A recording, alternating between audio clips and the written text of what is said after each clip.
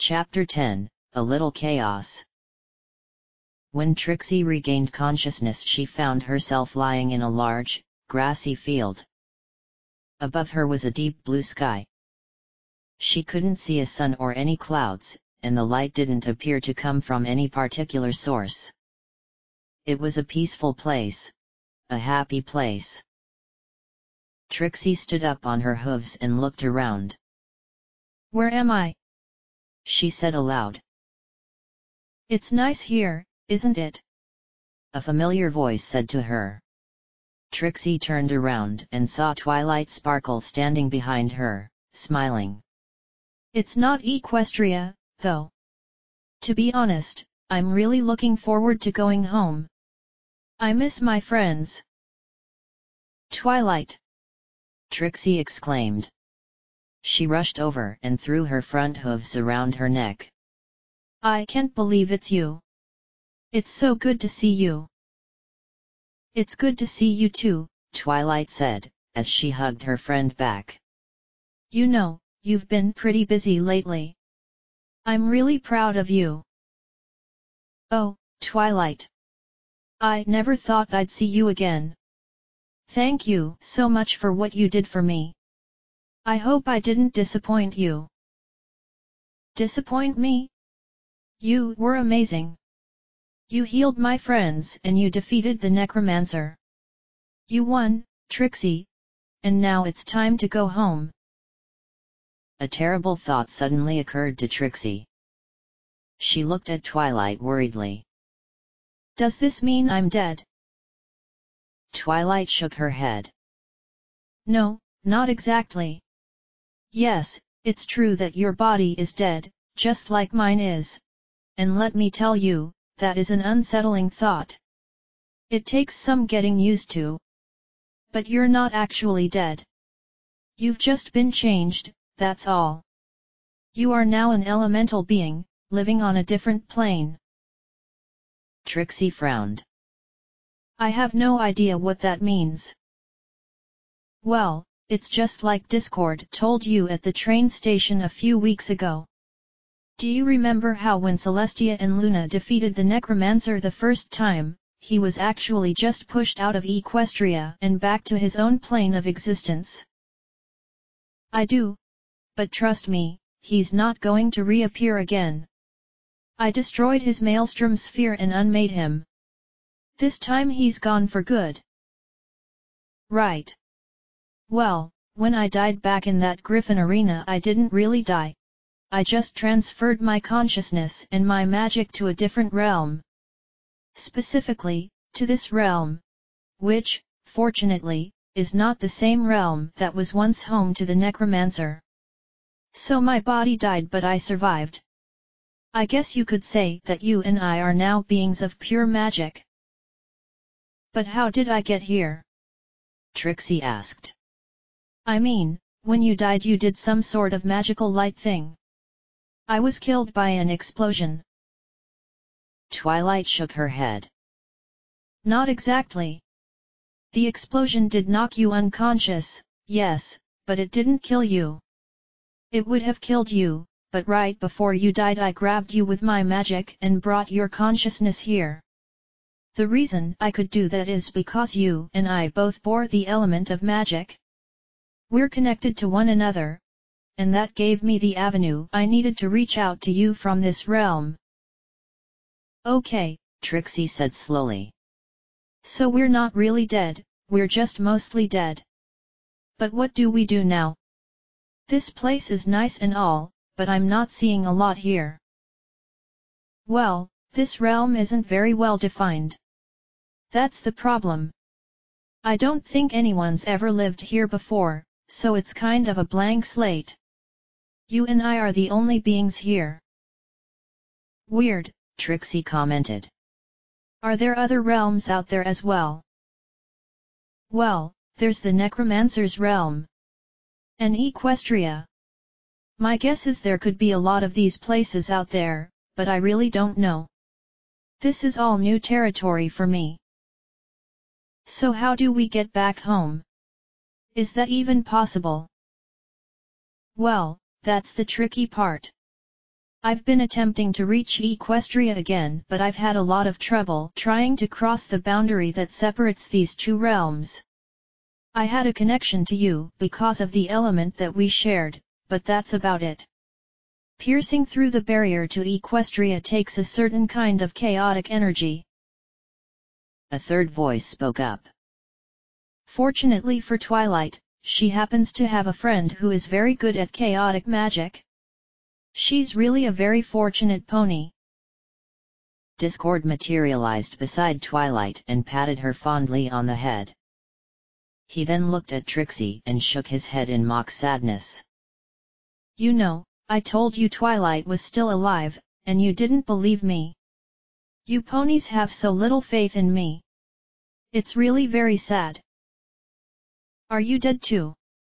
Trixie asked curiously. Of course not. I'm very much alive, thank you very much. It just took me a while to find Twilight here. Needless to say, this isn't exactly the first place I looked. I don't know why she picked this plane to take up residence. There are others that are far, far more interesting. I'd be glad to give you a catalog if you're interested. Trixie looked at Twilight. Can we really go home? Is that really possible? Twilight nodded. It's going to take a couple days and a lot of practice and preparation, but if the three of us work together, I have no doubt we can do it. Here is how this is going to work.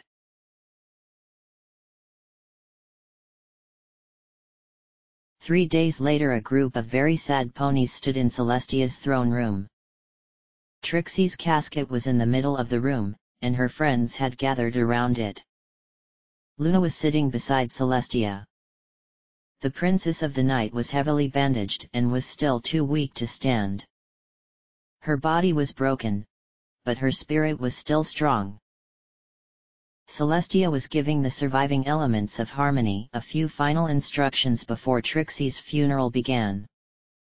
When I've finished her eulogy, I'll turn the funeral over to you. Who wants to speak first? I do, Rainbow Dash said immediately. It's the least I can do for her. There's a lot I need to tell her. Haven't you already told her quite enough? An impertinent voice asked. Rainbow glanced over her shoulder and saw that Discord had appeared just behind them. There you are, Celestia said quickly. We've been looking everywhere for you. Don't you realize that Trixie's funeral is about to start? We were afraid you were going to miss it. Believe me, I have no intention of missing it. In fact, my presence there will be of the utmost importance. However, before I can attend, I'm afraid that I have a little errand to run, and I can't do this errand alone. I'm going to need to borrow all of the elements. But there isn't time, Celestia protested. This wasn't my idea, Discord replied airily. I was perfectly content to just bring Fluttershy along and let the rest of you find out later. But I was told in no uncertain terms that all 5 surviving elements had to come with me. Their presence is not optional. I know this is a bad time, but I promise this won't take very long. All right, Celestia said reluctantly. If it has to be done, then I won't stop you. But where are you taking them? Applejack is still seriously wounded, and she isn't able to travel far. She can't walk, you know. Oh, you needn't worry about that. I'll handle the transportation. Discord snapped his talon, and he and all of the elements vanished. Celestia turned to Luna. Do you know what's going on? Her sister shook her head. I'm sorry, sister, but I can no longer foresee the future. We will have to wait and see what unfolds. I'm sorry, Celestia whispered. I know you can't. I wasn't thinking. I mean... It's okay, Luna replied quickly. Really? It's nothing. No, It's not. It's not right at all. It should have been me, not you. I should have gone through the portal with Trixie and Rarity, and I should be the one lying there. Oh, Luna. I would give anything to trade places with you. Be careful, sister, Luna said gently. Don't let the past drive you mad. The war with the necromancer is over, and we won. Yes, I was injured, but I am still alive. It could have been much worse. Besides, I suspect Discord is up to something, and Discord has a way of making life quite interesting. I'm a bit curious to see what he's planning on bringing to the funeral. Aren't you?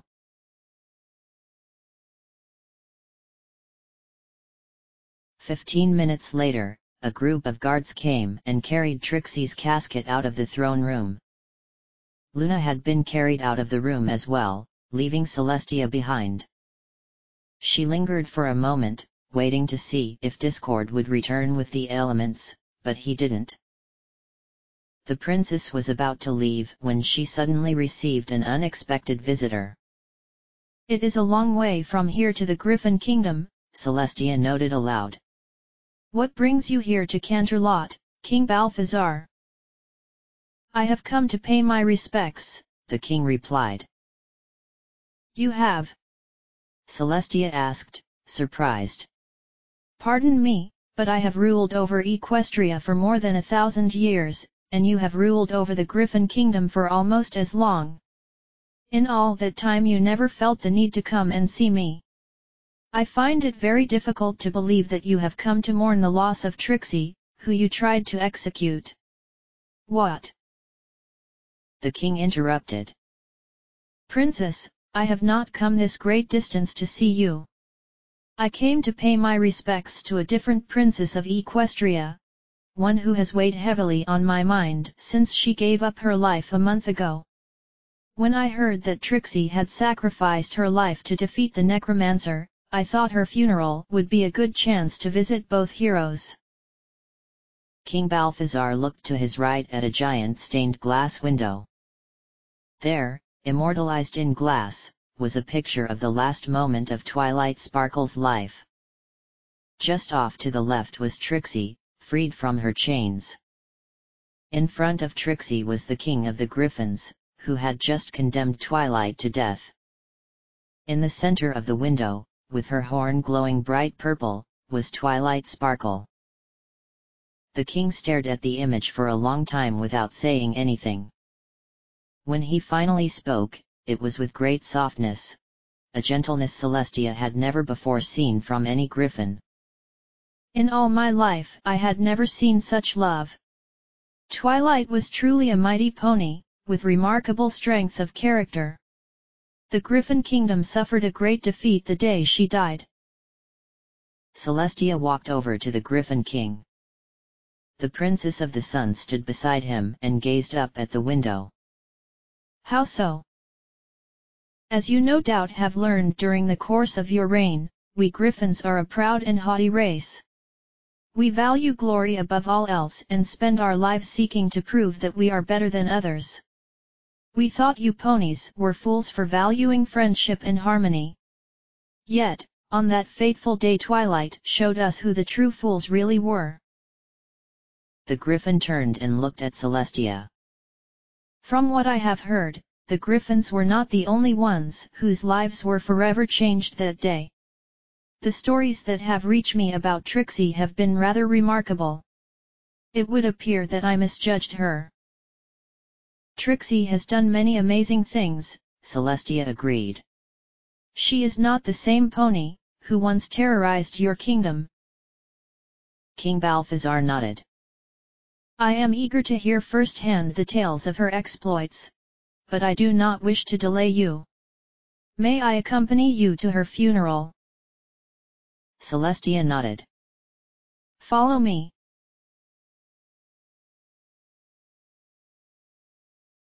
What incarnation are we doing here? Applejack asked. Is this some kind of a joke? Discord had transported them inside the giant mausoleum that Celestia had built for Twilight. In the middle of the tomb was a large marble coffin that held Twilight's remains. "Stand back everyone!" Discord commanded. "I've never done anything like this before and I don't want any of you to get hurt. If I injured you, Twilight would never forgive me." "Twilight's dead," Rainbow Dash muttered. "Just like Trixie."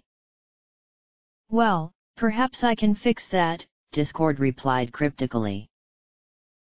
The Lord of Chaos reached over to Twilight's marble casket, and with a giant push he shoved its lid off. It clattered onto the floor and broke into pieces. Discord then closed his eyes and concentrated. A moment later he became transparent, and at the same time a glow began to emanate from the casket. As the glow intensified, a round purple orb appeared directly above the casket. It hovered in the air above the ever-intensifying light. The orb then slowly settled down into the light, and vanished. The light coming out of the casket went out, and Discord became solid once more. He wobbled unsteadily on his feet for a moment and then coughed. "That has got to be the most exercise I've had in years." "Tell me about it," a voice said from the casket. Twilight struggled out of her coffin and then fell over the side onto the floor. The Alicorn Princess unsteadily rose to her feet, then experimentally waved a hoof in the air. "Boy, do I feel weird. I think it worked, though. I'm pretty sure my legs are working, at least." "Twilight," Fluttershy said nervously. Is that really you?" Twilight looked at her and smiled. "Yes, Fluttershy, it's really me. I'm back, and I'll explain everything. I'm just a little weak, that's all. But I think this will pass." Before Twilight could get another word out, her friends all ran over to her and hugged her. Everyone started talking at once. Their lost friend was now back, and the elements could not have been happier.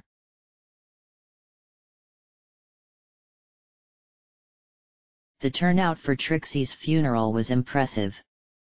For the second time in a month, thousands of ponies had come to Canterlot to pay their respects to a fallen hero that had saved Equestria from darkness and death. Celestia stood on the center of the stage, and Trixie's coffin was positioned in front of her. Celestia was not at all pleased with Discord. He had promised to return with the elements, and yet he was still gone. This meant that the princess was forced to conduct Trixie's funeral without the ponies that Trixie loved the most. Trixie deserves better than that, Celestia thought. I'm certain that her friends want to be here. What could they possibly be doing that is more important than saying goodbye to Trixie? But she would have to have words with Discord later. A lot of angry, unhappy words. Right now she had an apology to make. Celestia looked out at the crowd. Ponies filled every inch of space in front of the stage, and Pegasi filled the sky. Not a single pony was gray, and the sun shone brightly. "Trixie fixed everything," Celestia said. "The darkness that once filled our sky and our hearts is gone. The death that threatened to claim all our lives has been defeated. Our victory over the necromancer is complete, but that victory comes at a heavy price. From the very beginning Trixie fought bravely. When the necromancer's armies marched against Ponyville she fought them, even though all she had were her friends, and she won. She never wavered or abandoned the fight, even though the odds were always stacked against her. In fact, she did more than that. Trixie fought to save a world that hated her. She fought to save ponies that wanted her dead. The whole world was against her, and yet she fought to save it anyway. Few ponies would dare to do such a thing, and yet that is exactly what Trixie did. In the end Trixie even sacrificed her own life so that we could live. She was loyal to the end." Celestia could feel emotion welling up inside her. Trixie was everything that I was not. Trixie engaged the enemy in hoof-to-hoof combat, while I refused to leave my castle. Trixie showed love to her friends, when I refused to show the least bit of love to her. When my hatred and bitterness turned the world grey, Trixie fought to bring its color back. When Equestria needed a hero, I failed everyone, and so Trixie stepped up to do my job. In that final hour, she was a true princess of Equestria. She displayed unwavering courage and loyalty. She was generous, and held nothing back. She was tenacious and fearless.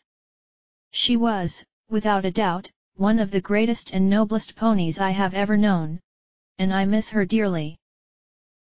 Celestia's voice finally broke. Tears flowed freely down her face. I am so sorry for what I did to her, for what I did to all of you. Thanks to my foolishness, Trixie is now dead and my sister has been robbed of her power. My mistakes cost those I love a great deal. The truth is, I don't deserve to be your princess. Well, I wouldn't dwell on it too much, a familiar voice said. A moment later Discord appeared on stage. Beside him were Applejack, Fluttershy, Rainbow Dash, Rarity, Pinkie Pie, and Twilight Sparkle. The crowd gasped in amazement. Celestia's mouth dropped open. What? What is this? Is this some kind of joke? Twilight ran over to Celestia and hugged her. It's much, much better than that. Oh, Celestia, it's so good to see you again. I've missed all of you so very much. It really is you, Celestia said, still in shock. The crowd around the stage was going wild. You're alive? But I don't understand. How is this possible? Discord, what did you do? Twilight let go of her, then ran over and hugged Luna. Don't worry, I'll explain everything. But first there are a couple more things that I need to do. Twilight silenced the crowd, then turned to Discord. Are you ready? The agent of chaos sighed. I don't suppose we could wait a few days, could we? This is an extremely taxing process. Trixie's body is far more broken than yours was. Stop grumbling, Twilight retorted. You did it for me, and we can do it for her. Fine, fine. But you owe me one. After Twilight moved Luna and her friends to a safe distance, Discord opened Trixie's coffin and closed his eyes.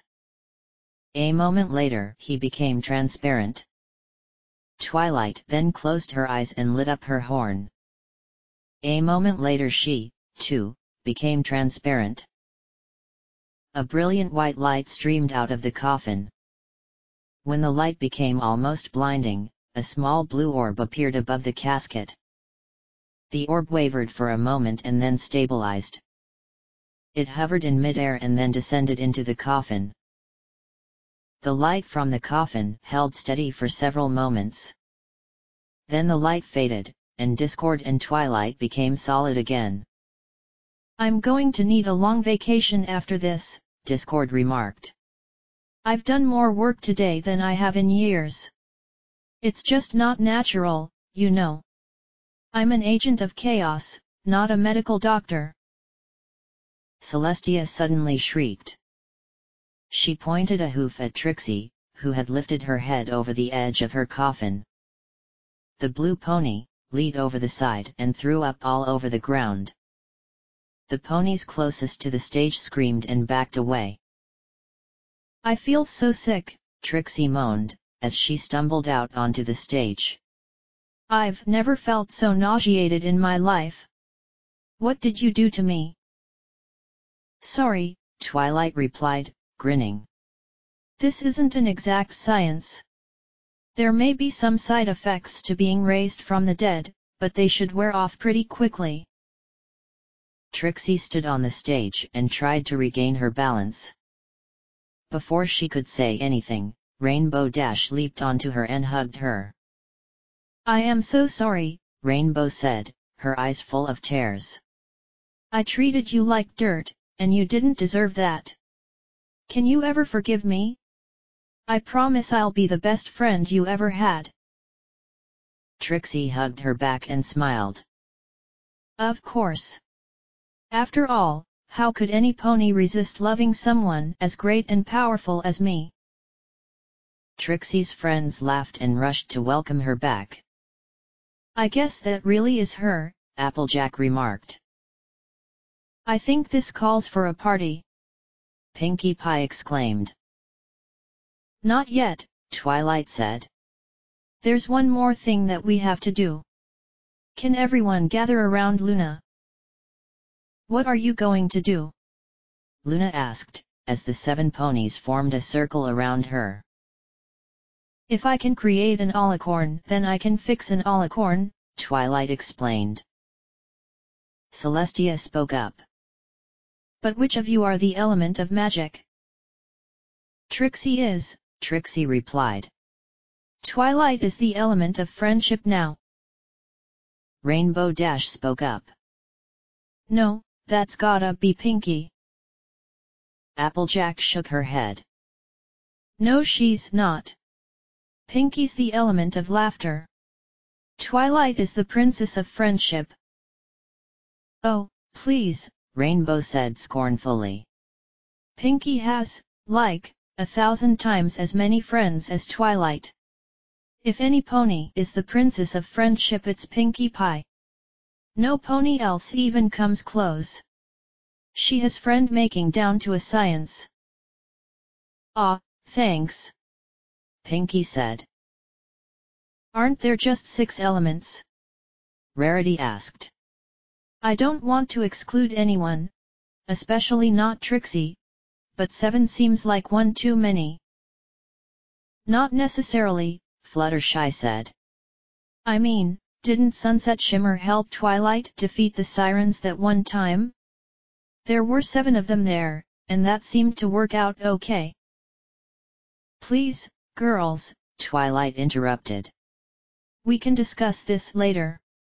Right now we've got an injured friend who needs our help. Places, everyone. The 7 ponies gathered around Luna. Twilight and Trixie's horns lit up at the same time. From all of us together, Twilight began. Together we are friends, Trixie continued. A glow appeared around all 7 ponies, and they slowly rose off the ground. With the marks of our destinies made one, Twilight said confidently. There is magic without end. Trixie finished. A bolt of magic shot out from all 7 ponies and engulfed Luna.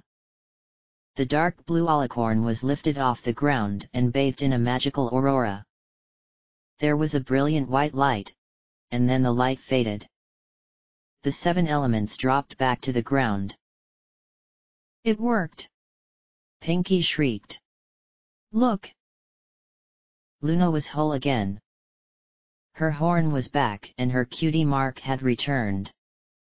Her mane was filled with magic once more, and the stars flowed through it. The Princess of the Night stretched her wings and smiled. Thank you, girls. I feel much, much better. Applejack spoke up. You know, I feel a whole lot better too. In fact, I feel just fine. So do I, Fluttershy said. My wings don't hurt anymore. Same here, Rainbow Dash commented. Twilight nodded. Well, what did you expect? Your love for Luna didn't heal just her, it healed you as well. Now everything finally is right with the world again. Pinkie Pie spoke up. Which means it's time to party. Twilight put a hoof around Pinkie's neck. You bet. That is exactly what it means.